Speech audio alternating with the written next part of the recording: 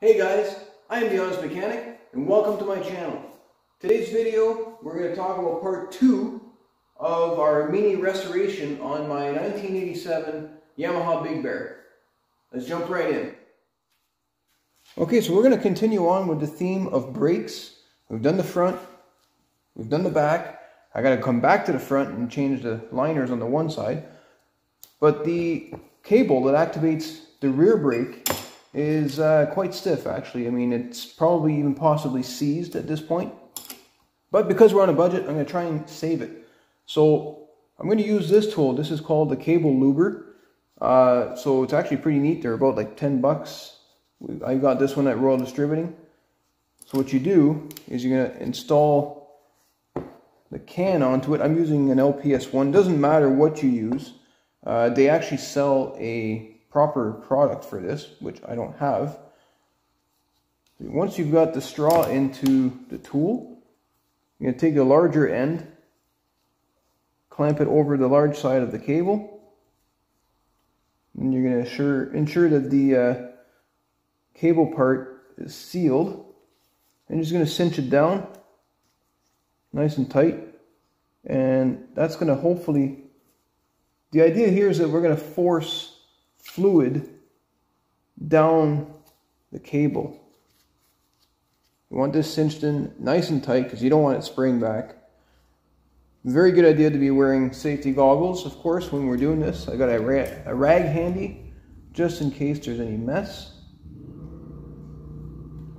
So we're going to give it quick little bursts and see what happens.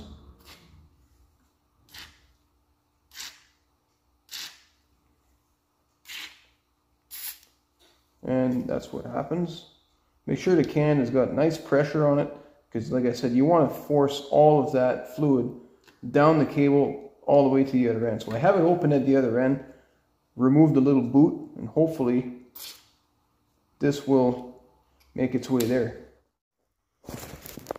Okay, so this is the other end of the cable here, and as you can tell, we don't have any fluid coming out yet.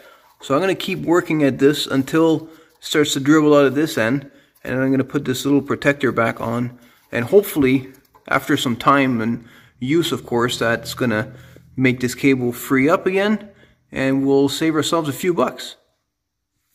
Alright, so I spent about 15 minutes flushing out that cable until some of the fluid came out the other end. And I mean, check this out. It's working now.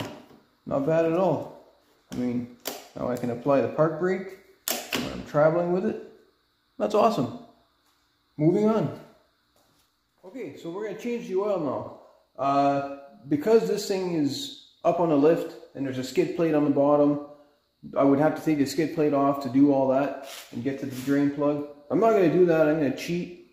I'm going to use my oil extractor and I'm going to suck out as much oil as I can, and then we're going to go on the opposite side and we're going to replace the oil filter. Alright, so while the oil extractor is doing this thing, I'm going to take 5 minutes here and we're going to take a look at the air filter, see what it looks like. It's a matter of taking off these 4 screws.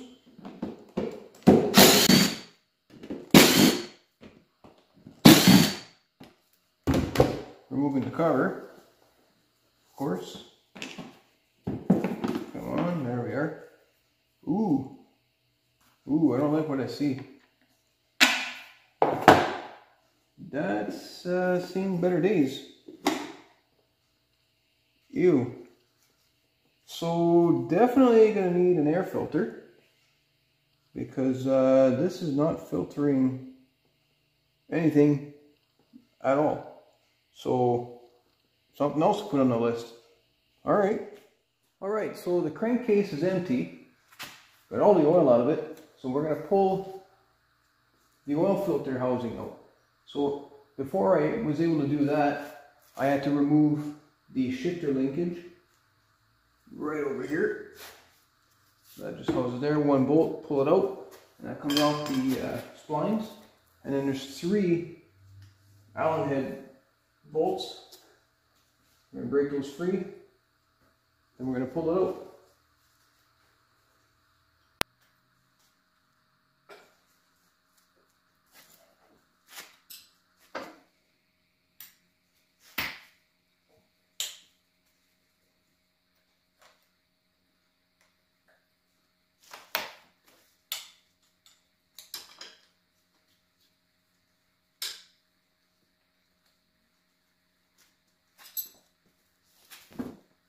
Okay, so I've got a drain pan underneath here because there might be a little bit of oil that comes out.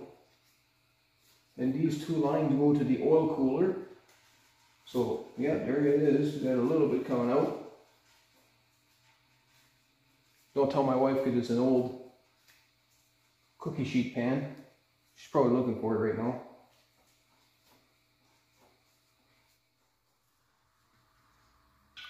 Okay, so I've got everything loose. And we're going to just kind of move these lines out of the way, just like that. And here's our filter. And there's some kind of lint. I don't know what that is, but probably a good thing we replaced it. Alright, so let's get the new one in there. And the new one's got an updated pleated style, but it's very important that we make sure that the opening faces inside and not the outside, because this is actually blanked off. And if you look through in there, there's actually a spigot where this sits on. Make sure that you push it in there onto a little spigot. And then you can replace the housing as required. Okay, so now that we've got the oil filter back in place, we have the shift linkage back in place, we're ready to put some oil back into the engine. And today we're going to use some Total ATV. I'm not sponsored in any way by any company, but I use an ATV oil, 1040 in this instance, because ATV oils are slightly different in the sense that there's no anti-friction modifiers, and that's important because you have clutches and a clutch pack in this particular ATV for sure. So you don't want any of that modifying agent to start making your clutches slip, which is why we use an ATV or motorcycle oil. So let's fill it up. So it's the next day, and I've had a chance to go to the store and pick up another filter, because you remember what the other one looked like. This one definitely looks a lot better. It is pre-oiled from factory. You can tell a little bit of oil on my hands, but I like to add, just for the sake of doing it, just a little bit more. So this is an actual foam filter oil, and you'll see how thick this stuff is, and this is the reason why it is better to use than anything else like motor oil. I'm just going to put a little bit in there. Don't want this to fall over. And I'm just going to kind of work it into the filter.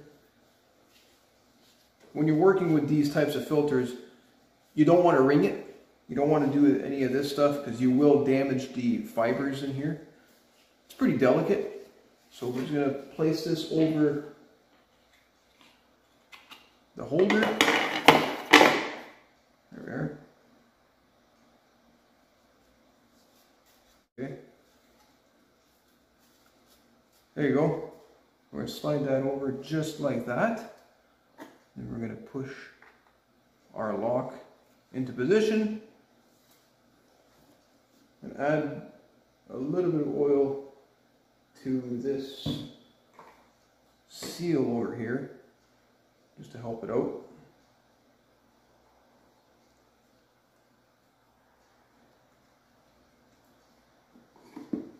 And slide it back into place. There. Now we're good. Grab a rag to wipe my hands before I touch all my tools. Wipe some of this stuff off here. Now we're ready to put the airbox cover back into place. I'm using a drill here, but there's no sense into putting these super tight.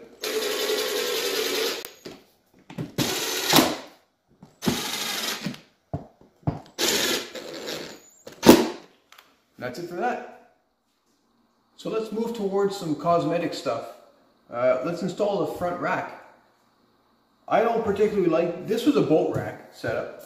I actually have the boat rack that came with it. There's a bracket like this front and back, but I don't plan on putting a boat or a canoe or anything like that on top. So for now I'm going to remove it, but I still want the carrier rack because who knows what I'm going to be carrying with me on the trail. Maybe a chainsaw, anything else. So I'm going to go ahead and just zip these off real quick.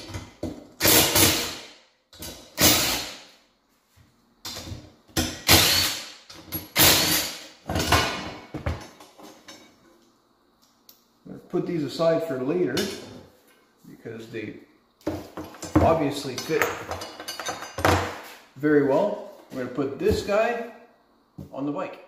So let's grab the carrier rack. And lucky for me, I keep hardware around because I didn't have any hardware for this. So I ended up painting a couple of fender washers. Not my greatest paint job, but it looks a little bit better than a rusty washer. So we're going to put that washer in place because that's what would have came from factory. And then there's 2 bolts at the front, 2 bolts at the rear. So these longer ones just go underneath the fender here, over the carrier rack, just like that.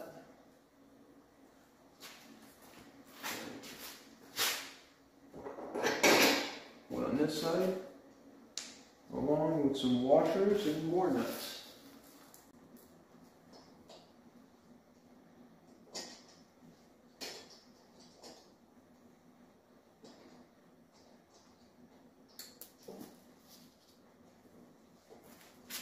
It definitely don't give you very much room.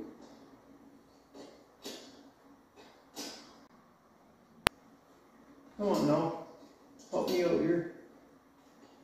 Get on there. You can do it.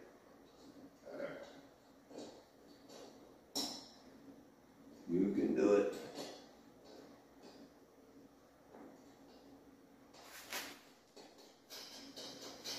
So I've got the front bolts in place, but I'm going to put a little bit of anti-seize compound on the threads. You guys know I love this stuff. A little bit on this one. And we're going to put these down right here. Get this one started.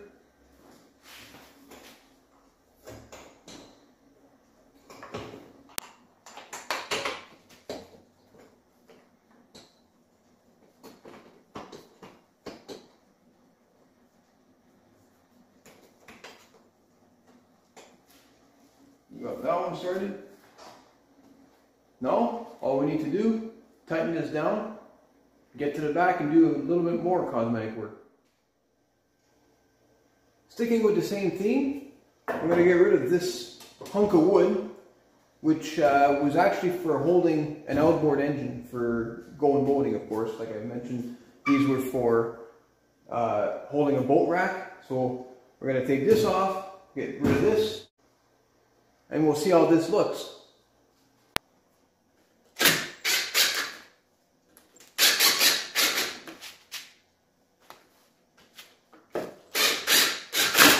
Where are you?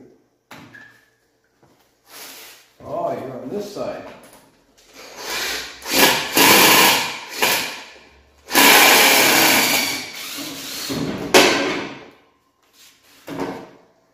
That's better. Alright, now to remove this.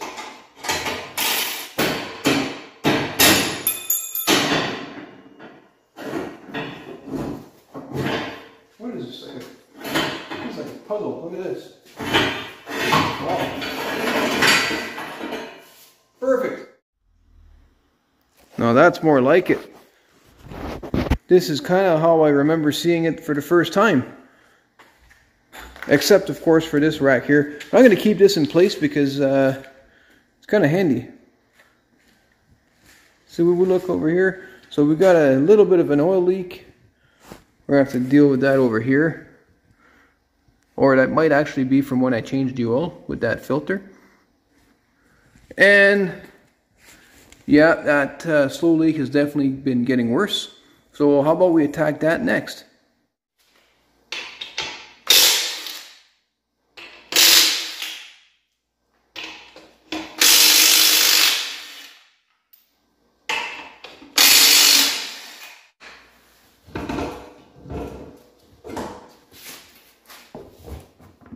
Everyone has their own methods for checking a slow leak, but this is the one I use and it's been pretty good to me. I just grab a sprayer with some soapy water solution and I just spray the whole tire down. But there's a few key areas to make sure that you check. So around the bead is always one of them, and I like to check the valve stem as well. And of course, if you rotate the tire and you see any obvious damage or a nail, well, I'm going to guess that that's probably where your leak is. But I didn't see anything obvious on this tire, so I'm just going to spray it all down and see what we find.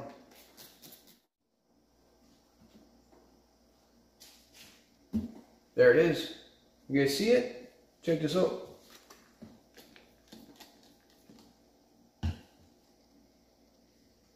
Well, come on a little closer.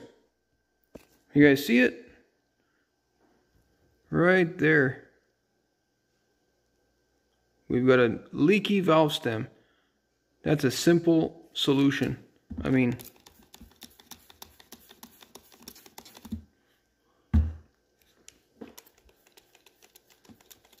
it just doesn't stop. So over time, definitely going to cause a leak and a low tire. Well, that's it for today, guys. Thanks for joining me. I hope to see you guys next time, and don't forget to subscribe if you haven't already. I really appreciate that, and we'll catch you in the next video.